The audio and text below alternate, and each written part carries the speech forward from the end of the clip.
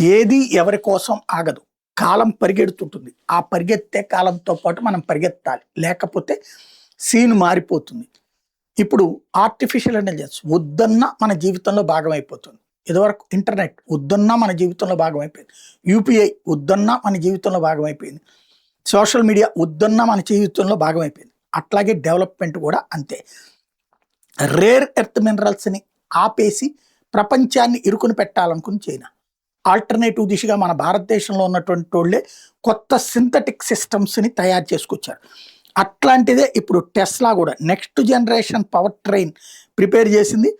75% silicon carbide ఉంటుందట. దాంట్లో compatible battery chemistry ఉంటుందట. ఇందులో $1000 తయారు చేసే ఇచ్చట డ్రైవింగ్ యూనిట్ని. మరోవైపున 50% పవర్ ట్రైన్ ఫ్యాక్టరీ అనేటటువంటిది చిన్నదిగా ఉంటుందట. రేర్ ఎర్త్ మినరల్స్ అవసరమే లేకుండా ఉండేటందుకు అవసరమైనటువంటి నెక్స్ట్ జనరేషన్ డ్రైవింగ్ యూనిట్ అంటే కొత్త కార్లను తయారు చేస్తామని చెప్తోంది.